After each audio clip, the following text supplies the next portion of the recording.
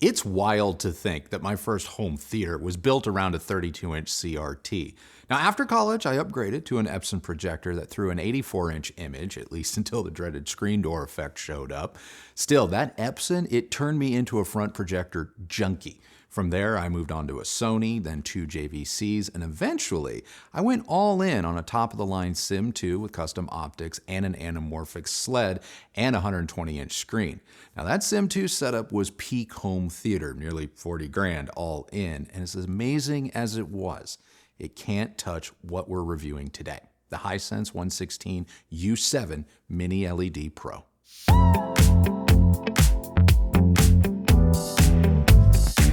For less than half the cost of my Sim 2 rig, the 116U7 is one of the largest TVs on the market, edging out TCL and Samsung by an inch.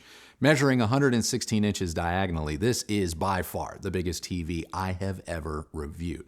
And even though we've had one 98-inch display or another in our room for a couple of years now, and I've definitely had larger screens in past home theaters, none of them could even dream of being as bright as this TV. The 116U7, powered by the HiView AI Engine Pro, is, according to Hisense, capable of reaching up to 3,000 nits of peak brightness. Now, some of you may be saying, who cares, or that there's too much focus on nits these days, and I get it. But when you start to understand how this kind of brightness pays off with SDR and HDR content, including Dolby Vision, never mind that it helps the TV display a wider range of colors, in this case, covering most of the Rec 2020 color space, the number of nits a TV hits can be a big factor in the display's overall performance. Now, I don't typically spend too much time on the installation process, but this is a TV you really do need to plan for. While I can manage getting most 98-inch TVs in the house and on our wall all by myself, this TV took a whole team. This TV is so big that it took 4 grown adults just to get it off the truck and out of its box. Even the 2-person team that came later to mount the TV on our wall still needed my help keeping the unit in place while we secured it to its mount. So please, do not think that you can do this all by yourself. Now, I've been told by a representative at Hisense that delivery and installation are included in the price. But if you find yourself dealing with this TV on your own, please do yourself a favor and avoid potential injuries, as well as protect your investment by hiring some pros, since most TV deliveries do not include wall mounting. Speaking of, make sure that your wall mount can handle a TV this large. Now, thankfully, we did not have to come out of pocket for a new mount, since the Vivo mount that we use holds TVs up to 120 inches or 264 pounds. And speaking of weight, I really appreciate that Hisense included additional lift handles in the box. While some large TVs like Sony's X90L have pre-mounted handles on the rear of the display, this is the first time I've seen a company offer both pre-mounted handles and an extra set of lifting bars that can be installed during the wall mounting process and then later removed once the unit is in place. If you opt to place this TV on a cabinet, the 116U7 does come with some pretty sturdy legs. Just know that this TV will push the size and weight limits of even the best, most dedicated media cabinets, so I recommend a wall-mounted installation. Now, for anyone warming up their fingers that love to nitpick viewing heights, no, this TV is not mounted too low. It's mounted at the proper height with the center of the screen perfectly aligned with our seated eye height of 43 inches or 109 centimeters. And because you're going to ask, we sit just over 12 feet back from the screen, which gives us a near 40-degree viewing angle and falls within the recommended THX viewing distance of 13 feet. To test this 4K TV, we used all of our go-to sources, including our Apple TV, Xidu Media Player, and the Sony PS5. The 116U7 has Wi-Fi built in, Ethernet, USB, and analog audio-video connections, as well as 3 HDMI 2.1 capable inputs, one of which supports ARC-eARC. As for its operating system, the 116U7 uses Google TV, giving customers access to popular streaming apps such as Netflix, Apple, Disney+, and more right out of the box. I should also point out that the Hisense supports all major HDR formats, including HDR10+ Adaptive and Dolby Vision IQ. Now on to the good stuff. Once you've unboxed this behemoth, the TV powers on in its energy-saving picture profile, which, unlike other eco modes, will knock you on your rear with how bright it is. Eco picture profiles exist only to meet specific power and energy requirements for a TV to be legally sold in certain regions. They are not designed to be accurate, much less bright. Not the case here. The Hisense measured 1,400 nits, which is insane for an eco profile. Of course, the white point and color accuracy were still terrible, with a margin of error or delta E of 11 and 8.4 respectively, but dang, it was bright. Now, I'm just going to skip ahead and let you know that the standard and vivid picture profiles measured even worse than the Hisense's energy-saving profile. But hey, if you love a Smurf blue image, you do you. For those seeking a more cinematic and accurate image, you can select from Theater Day, Theater Night, and the Filmmaker modes. All three profiles meet the standard of calibrated from the factory with delta E's of 3 or less for both grayscale and color. However, they do vary slightly in light output. Filmmaker is the dimmest at just under 1,000 nits, with Theater Day being the brightest of the three at 1,780 nits. All that said, it's still nice to know that for the money you spent, unless you're just an absolute stickler for perfection, you have three accurate profiles that won't need any additional costly calibration in order for you to enjoy your favorite shows or movies as intended. But if you are as cuckoo for Cocoa Puffs as I am when it comes to TV measurements, the Hisense can be dialed in using professional tools like a light meter and SpectraCal software to absolute perfection. Starting with the Filmmaker profile as my jumping off point, I was able to achieve post-calibration results that were second to almost none, with a margin of error for both grayscale and color of less than 1. And I achieved this for the majority of the SDR and HDR content using the Filmmaker mode as my starting point. Additionally, gamma or EOTF tracking was textbook. When it comes to brightness, there's no denying that the 116U7 is bright. Does it hit 3,000 nits of peak brightness as Hisense suggests? You betcha. In fact, our sample surpassed those claims, hitting 3,471 nits.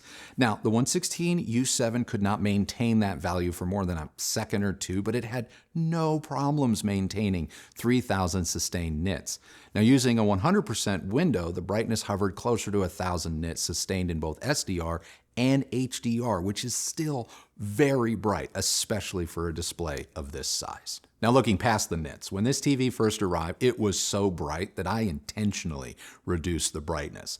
For those who haven't experienced a TV of this size in their own home, and let's be real, that includes most of us, this amount of light spread across a screen this big does have the potential for eye strain and viewer fatigue, so you may want to ease into living with a TV like this one. I know it messed with Christy's vision and even gave her a slight headache until she got used to this TV's light cannon and drive-in movie-like experience, but by the end of the day, all that went away and she has been hooked ever since. While nerds love to talk nits, all this brightness comes with a trade-off, and the eagle-eyed viewers will likely notice it. Compared to the 98-inch TCL QM8K we've been using for several months, the Hisense doesn't control light quite as effectively, and it doesn't rise to the level of Sony's mini LEDs or OLEDs from LG or Panasonic, albeit these TVs are smaller in size, which definitely impacts the density of mini LEDs and their lighting zones, never mind OLED. This means that in darker scenes or when dark skin tones may appear against bright backgrounds, you can see some blooming and some inverse halos. Being so close to Halloween, we've watched our fair share of horror flicks like Scream and all of its sequels, but one movie that really showcases what I'm talking about here is Vicious. The lead character in Vicious, played by Dakota Fanning, spends most of the movie appearing in very low-lit scenes, where subtle halos like this really start to stand out, which made some of the transitions from dark to light appear milky and vague rather than inky and absolute. Now, to be clear, the display is still very watchable. Its rendering of near absolute black along with its ultra bright highlights makes for a very contrasty look. But when it comes to subtle gradations of light and shadow or just kind of middle gray, the 116U7 isn't quite as refined as, say, the Bravia 9 or an OLED. But all that being said, even when the Hisense is at its, quote, worst, It's leaps and bounds ahead of any projection-based system I have ever seen. Minor light control issues be damned. And if I shifted my focus to films not exclusively shot at night or to animated content, the experience changed dramatically. Yes, the TCL and Panasonic OLED in for review have more immediate color pop. However, the 116U7 colors look more organic and natural, with more subtlety in the different values of a hue being visible. There's something notably more cinematic and natural in the way the U7 renders colors, especially skin tones. Watching well-exposed cinematography like what you're going to find in F1, Guardians of the Galaxy 3, or even Avatar are great examples of this. Now, when I watched Titanic in HD on Blu-ray, the Hisense had a surprisingly natural, almost projector-like look. It even felt a bit analog, which was nostalgic, but also a little bit odd for a state-of-the-art 4K TV this big. A big reason for this softer look is Hisense less than precise or pinpoint local dimming, below average contrast in those middle ranges, and just slower processing, which controls all of it. This trifecta meant the picture could look a little soft or less detailed compared to TCL, Sony, or Samsung. Turning on the display's AI and dynamic scaling and contrast features didn't really yield a more natural image, and excessive use of these features could result in a softer, waxier image, especially when it came to skin tones. That said, you feed this TV a true 4K or HDR content, and this TV really comes alive. And it's where a huge screen like this one really starts to feel worth it. Just know that if you watched, a lot of older movies or darker content, your experience may vary. Let's talk about motion. We all know the quality of live sports broadcasts can be hit or miss, especially when signals are highly compressed and delivered at lower resolutions. Knowing these potential caveats, if your local games are broadcast in 4K, the Hisense is going to blow you away. You'll basically feel like you're at the game. We watched a couple of football games on the NFL Network in 4K, and they looked great with minimal motion artifacts or anomalies.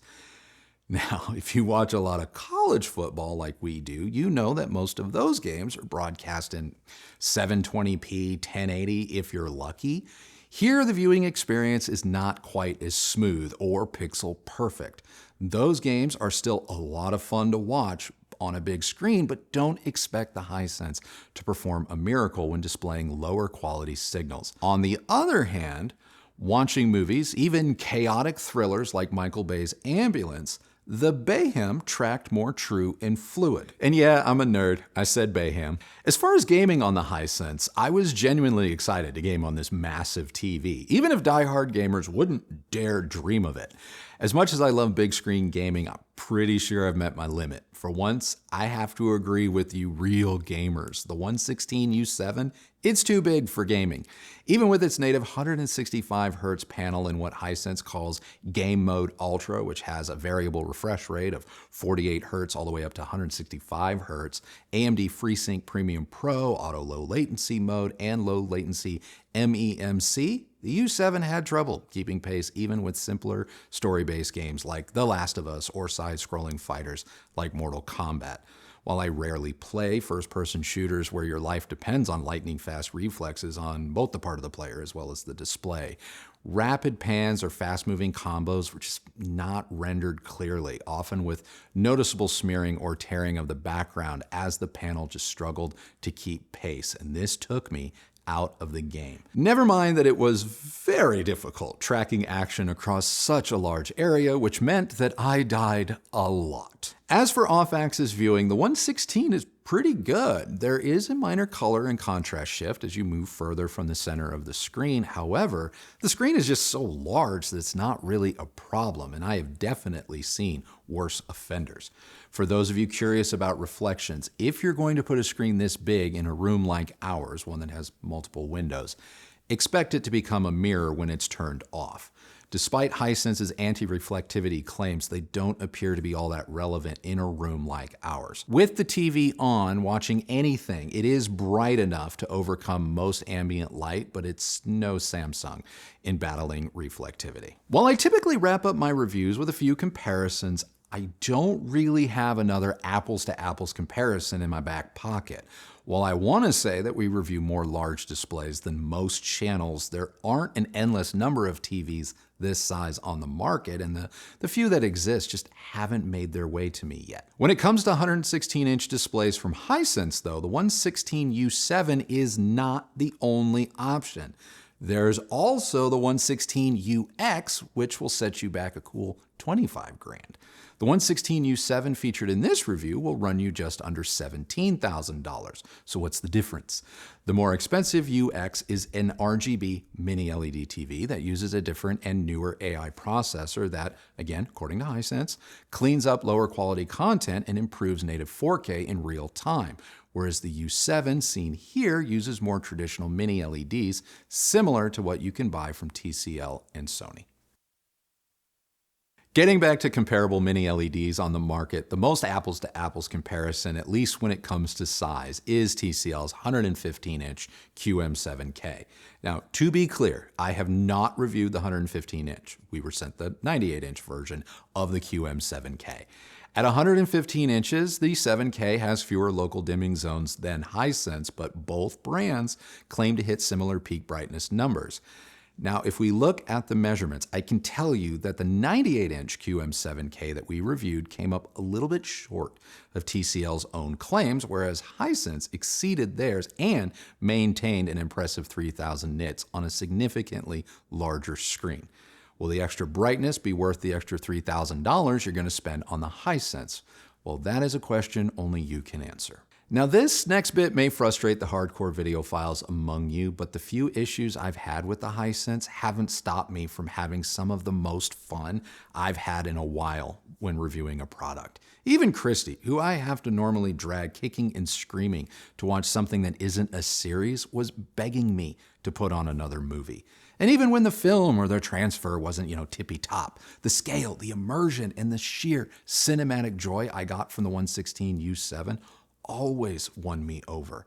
I have genuinely enjoyed every single moment I have spent in front of it. While I wouldn't have necessarily thought it before this review, going from what most would say is a big TV like the 98-inch QM8K we've been living with while we wait for the QM9K to arrive, the 116U7 is a massive difference. If I were building a dedicated screening room, I would totally choose a display like the Hisense over a comparable projector, if a comparable projector even existed.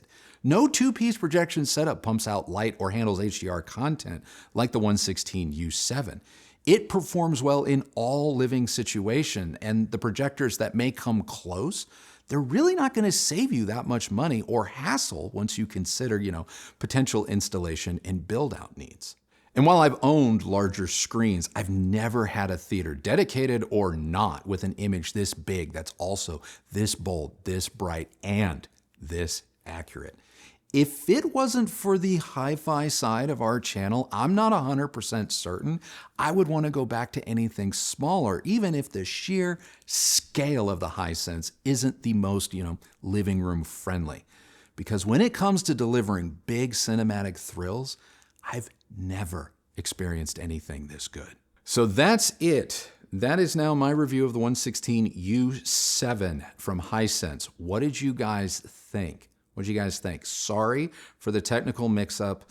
I appreciate you all sticking with me. And now I would really like to get the conversation started down below. So let's talk 116-inch TVs. I can't thank you guys enough for watching this video. Remember, like we say in everything, the only person who has to like the sound, or in this case, sight of your system, is you. So happy listening, happy watching. Thank you for watching. And we will see you all on the next video. Bye.